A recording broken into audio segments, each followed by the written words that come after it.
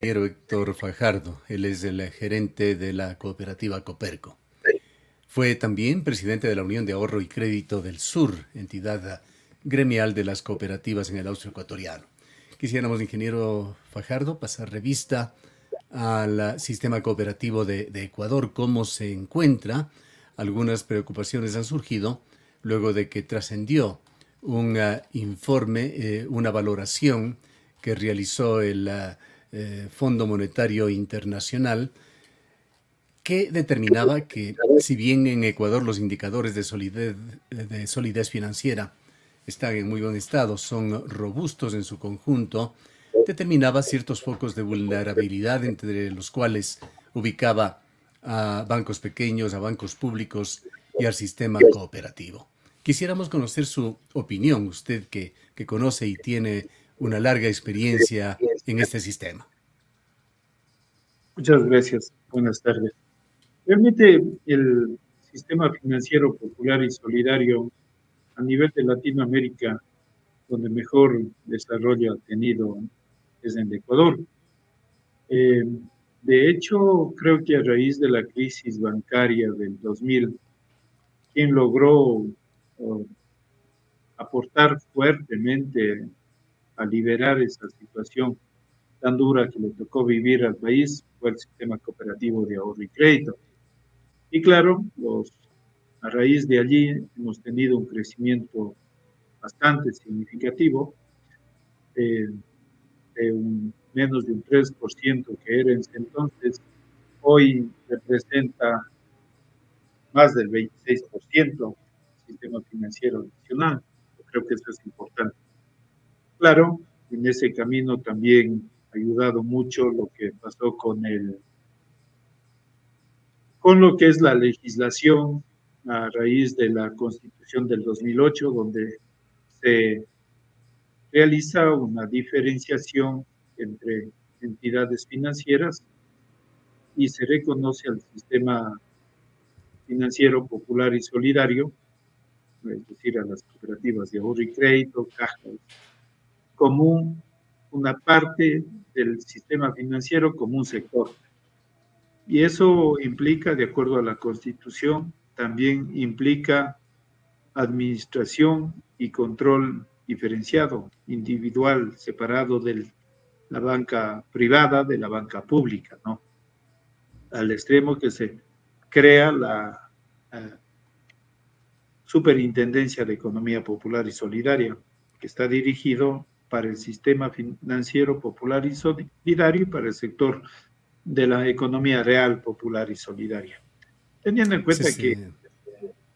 CEPS, teniendo en cuenta que el sistema financiero, a pesar de que la actividad podría ser considerada como la misma, intermediación financiera, pero tiene sus particularidades, desde el punto de vista que la formación se basa en principios universales del cooperativismo y a pesar de que podamos hacer intermediación financiera, tiene sus fortalezas y sus límites también, porque esa actividad se la realiza con nuestros socios, particularmente la parte crediticia. Eh, entonces yo creo que ahí se basa la diferencia.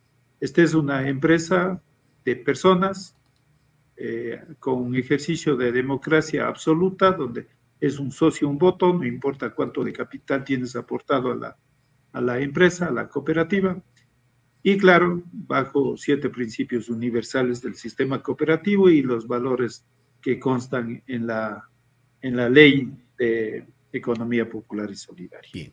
En el Staff Report mencionado, Staff Report del Fondo Monetario Internacional, se señala que los depósitos de las instituciones financieras de la economía popular y solidaria y también las operaciones han perdido impulso desde mediados del 2022. ¿Es esto así? ¿Y cuáles serían las causas? No, no, no. El crecimiento desde el 2013 significa súper grande, más bien los últimos tiempos, digamos, se ha detenido, los 2023, 2024, se detiene, pero se detiene por un ejercicio importante. Recordemos que hasta inicios del 2023 para el sistema financiero privado era irresponsable que las cooperativas paguen tasas pasivas arriba del 7%. A raíz del 2023, el sistema financiero privado paga tasas bordeando en promedio el 9 y 9 y picos por ciento. Y ahí ya no resulta irresponsable. Entonces, también hay que mirar desde la óptica del poder, ¿no? Finalmente, al sistema cooperativo es la unión de muchísimas debilidades, de muchísimos socios. Se habla de alrededor de 6 millones de ecuatorianos son socios de una cooperativa de ahorro y crédito, ¿cierto? Entonces, esa unión logra los pequeños ahorros transformarles en fortalezas, y fortalezas que significa desarrollo al final del día. Lo que es microcrédito, lo que es microemprendimiento, realmente quien lo hace son las cooperativas de ahorro y crédito, tomando en cuenta que los capitales que captan del público las cooperativas de ahorro y crédito en las ciudades más grandes están llevadas hacia el campo. Se va a dinamizar en el campo, en las pequeñas ciudades, en los cantones rurales. Ahí es donde se va a dinamizar a través del crédito. Cosa inversa que pasa con la banca privada. La banca privada toma la plata de los sectores rurales, de los cantones pequeños, y lleva a las grandes ciudades. Entonces yo creo que quien hace mejor inclusión financiera realmente somos las cooperativas. Ahora, ingeniero Fajardo, ¿cómo ha afectado el entorno mundial que se refleja también en entorno nacional, entorno aquí en Ecuador? Año 2019, prácticamente hasta el año 2022, fueron épocas de pandemia, luego vino una situación de resiliencia, de nueva normalidad, y ahora, de acuerdo a los informes de la situación política, económica, social, estamos hablando de una época de desaceleración en la economía ecuatoriana. Dentro de este fenómeno general a nivel de Ecuador, ¿cómo las cooperativas se han ido ubicando? ¿Cómo les ha afectado? ¿Cómo les ha favorecido? De hecho, a raíz de la pandemia, yo considero, a opinión personal, que hoy vivimos un efecto mucho peor que la pandemia. La situación económica del país golpea de manera fuerte, pero particularmente al segmento a quien atiende las cooperativas, que son la clase media hacia abajo. ¿Por qué? Porque finalmente usted y yo estaremos de acuerdo que realmente los sectores más vulnerables son los que pagan siempre el costo social y financiero de las crisis. Son los que pagan la factura, indudablemente. Siempre, siempre. Entonces, y ese es el segmento al que atiende el sistema cooperativo. Pero claro, ellos también son las mayorías. Y claro, ellos también son el sector de la economía informal. Es decir, ¿no? Informal desde el punto de vista de que no tienen un empleo seguro, informal desde el punto de vista que no tienen seguridad social, informal, si quiere, desde el punto de vista que tal vez no tienen un RUC, pero formal desde el punto de vista que son quienes realmente generan desarrollo, son, son una suerte de sociedades no muy visibilizadas, pero que gracias a ella sobrevive el país. Y claro, tomando en cuenta que el Ecuador es un país con un concepto bastante inequitativo en la parte de la tenencia de la riqueza, ¿cierto? Y teniendo en cuenta que la clase media es la que realmente sostiene al país. ¿Por qué? Porque son quienes aportan al fisco vía impuesto, porque son quienes generan de alguna manera formas de desarrollo y finalmente son quienes más visibles somos a la hora de pagar impuestos. Ahora, la economía del país, post pandemia, realmente es grave, muy grave. ¿Por qué? Porque si la pandemia pudo dejar de circular mucho emprendimiento. Posterior a ello, la situación de la inseguridad, fruto del problema delincuencial, es grave. Y es grave como consecuencia de las decisiones políticas de los últimos 20 años, tal vez. ¿Por qué? Porque la parte política no supo. En el Ecuador creo que siempre hemos vivido en crisis en la parte política, pero los últimos años sí han sido graves. Desde el 2007, 2006 ha sido más grave, basado en que se abrieron las puertas, las fronteras, se dejó de considerar como delito las cosas que pasaban en la calle con consumos minoritarios, con disposición de droga minoritaria, y luego poco a poco eso se fue permeabilizando a situaciones de inseguridad. Hoy nuestro target sufre la inseguridad de manera, digamos, fuerte. ¿Por qué? Miremos lo que pasa en la costa. Expropiados sus bienes, cerrados los accesos a los recintos, no pueden trabajar, la situación delincuencial ya de muerte, sicariato en la calle todo el tiempo, y claro, eso afecta a nuestros socios. ¿Cree usted que este proceso, que este tema de la seguridad que se ha dado y está dándose en Ecuador pueda ser reversible? Siempre es posible, pero no es en el corto plazo. Y para eso se necesita decisión política. Y se necesita que los políticos se concentren en eso. Pero sucede que en Ecuador todos los días nos asombran por la habilidad que tienen para involucrarse en cosas pequeñas, para distraernos, para hacer circo, y no se preocupan de los grandes problemas. Miremos lo que pasó ayer en la Asamblea. Hoy se sigue hablando de lo mismo. Y realmente preocupémonos de los grandes problemas. Nunca, no pasa eso.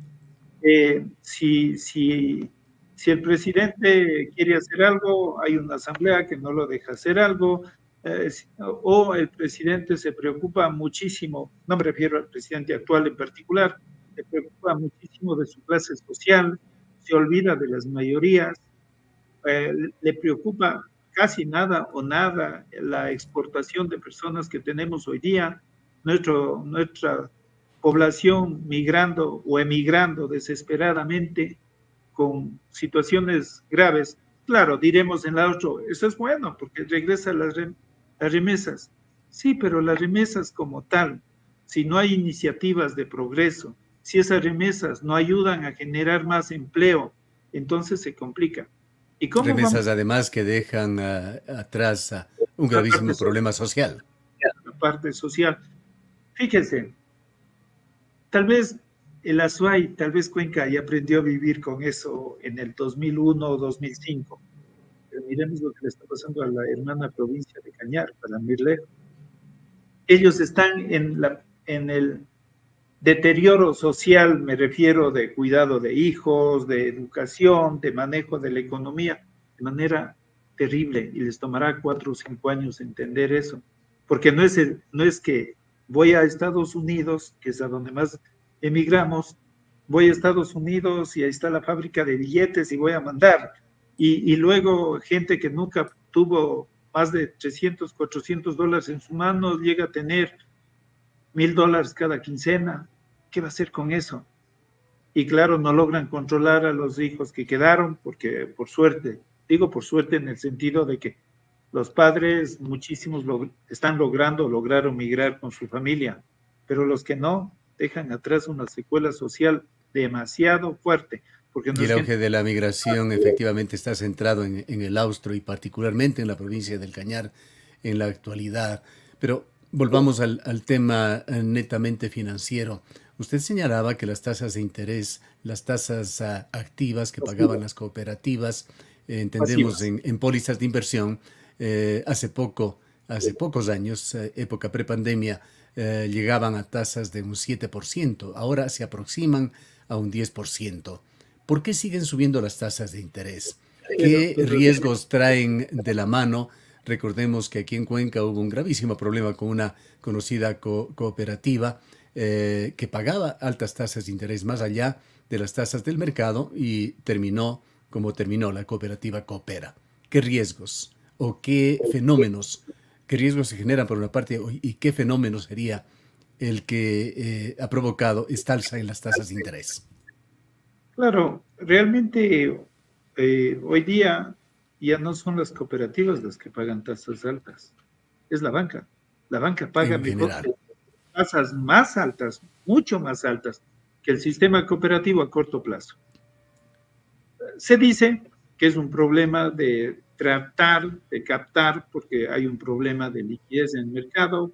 Cierto es, la banca tenía más acceso a créditos internacionales, la situación del país hace que estos créditos internacionales o no se puedan tramitar o simplemente se encarecieron las tasas. Entonces, claro, si me cuesta el 9% un crédito internacional, también puedo captar al 9 o 9% y más. Pero claro, hoy la banca a corto plazo paga mucho más que el sistema cooperativo. ¿Qué riesgos conlleva eso? El mayor riesgo es que no podemos bajar la tasa activa. No hay manera de bajar la tasa activa. Y claro, se convierte en una suerte de no medir el riesgo, sino medir la rentabilidad por parte de quienes tienen ahorros. Es decir, acá me paga más, allá voy. Y claro, eso puede conllevar riesgos en determinado momento de que la sostenibilidad, la tasa activa versus la pasiva, pueda convertirse en un problema. Por ahora creo que no pasa aquello. Hay problemas de liquidez, la economía está paralizada y si la economía está paralizada simplemente no hay circulante y si no hay circulante simplemente no hay oferta de dinero. Detrás de eso yo tengo un análisis particular. ¿Cómo pedimos que haya inversión en un país completamente inseguro? Inseguro políticamente, inseguro delincuencialmente y tal vez el mayor problema, la inseguridad jurídica. ¿Cómo se define en Ecuador los techos a las tasas de interés? A ver, para las tasas activas, es decir, para la tasa del crédito, está fijado a través del Banco Central. Tiene techos, tiene máximos. Esos máximos no se han movido los últimos 4 o 5 años. Pero la tasa de ahorro no tiene techos. La tasa de ahorro está libre a la oferta y demanda. Y claro, menor oferta, mayor tasa, eso es definitivo. Entonces, allí no hay manera hasta ahora de fijar. Y si se fijaría las tasas, se convertiría en un mercado completamente imperfecto. Es decir, Pero perdóneme, al estrecharse los márgenes entre tasas activas y pasivas, ¿no se crea un riesgo de sostenibilidad en las instituciones financieras en general y en particular en las cooperativas? claro, las instituciones financieras tienen menor margen de ganancia, tienen menor margen a donde moverse y a ello sumado hoy por hoy el riesgo que existe del incremento de cartera en hora por el problema de falta de pago de lo que le había mencionado antes. Eso de alguna manera afecta también, pero yo creo que es un asunto de saber administrar y conllevar adecuadamente aquello. Y me parece que esa parte se puede mejorar mediante el adecuado procedimiento de la colocación del crédito. Hoy día vemos que el mercado natural que era de la banca, sobre todo la banca grande, ¿no? El mercado natural que era de la banca, el crédito productivo, el crédito comercial basado en los montos, hoy prácticamente se ve desatendido. ¿Por qué? Porque no puede pagarse, no puede cobrarse tasas que tienen un techo alrededor o abajo del 11% versus una tasa pasiva que está arriba del 9%. Entonces, claro, se están moviendo las dinamias de hacia dónde voy y se está yendo mucho crédito hacia el consumo. Algo que hemos visto como una particularidad en Ecuador, no sé en cuántos países del mundo existe esto, pero es la facilidad con la que se puede conocer las calificaciones de riesgo de las cooperativas. Hay un informe total que está a la mano no solamente del sistema cooperativo, sino del público en general. Quisiéramos conocer cuáles son las calificaciones de riesgo más importantes que se observa por parte de las cooperativas y cuáles aquellas que el público debería conocer. Las calificaciones de riesgo están determinadas de manera técnica por empresas especializadas y calificadas para llevar adelante este tipo valga la redundancia, de calificación. Yo creo que de acuerdo a la entidad, una empresa financiera, banco, cooperativa, que esté arriba de B, ya es importante calificación. A, arriba. Teniendo en cuenta que hay algo más profundo y que vía educación financiera deberíamos propender a indicar a la población, y se llama indicadores financieros CAMEL. Es una forma utilizada en el mundo de evaluar ciertos ratios que permiten mirar la salud financiera de una entidad. Entonces, y esa información financiera, estos indicadores CAMEL, están a disposición del público. Nos hace falta un poco más de educación financiera, sí, pero están a disposición del público a través de las superintendencias, tanto la de bancos como la de cooperativas. Entonces uno podría medir allí, y claro, un poco, como digo, de educación financiera en el sentido de cómo interpretar estos ratios financieros. Me parece que eso sí es bastante importante sobre todo para el ahorrante, Dicho sea de paso, creo yo que la obligación de una entidad financiera es resguardar el ahorro de sus socios o de su público en general. ¿Por qué? Porque eso genera la confianza suficiente para poder captar recursos, para poder colocar en la parte de crédito y en las diferentes formas de desarrollo de la población, teniendo en cuenta que también la colocación debe ser responsable. El tiempo se nos agota, ingeniero Fajardo. Quizá para finalizar, ¿cuál es su visión del futuro mediato y del futuro de largo plazo en el tema de las cooperativas? Quizá tomando como referente la cartera de crédito total, que si no le escuchamos mal, está entre el 25 y el 27% actualmente. ¿Cuál es la proyección en los plazos señalados? Sí, se mantiene la situación de crecimiento, con la excepción del estancamiento que vive este año prácticamente. Se estima que en 7 o 8 años el sistema cooperativo significará más del 40% de la parte del sistema financiero nacional. Eso nos puede poner en alerta determinadas situaciones, pero yo aspiro que el sistema cooperativo logre manejar su desarrollo con la misma responsabilidad que hasta ahora lo ha sabido. Eso ¿Crecerá en función de los bancos privados? Digamos que la banca privada tiene su propio target de mercado, que debería mantenerse esa situación, y sobre todo porque aún hay un 40% de la población económicamente activa todavía no bancarizada. Entonces hay que tratar de hacer más inclusión financiera y no visto desde el punto de vista solo de ganancia. ¿Por qué? Porque está bien, el sector privado debería mirar desde su óptica ultranza, pero el sector cooperativo no. El sector cooperativo tiene que hacer inclusión financiera. Esa es nuestra misión realmente.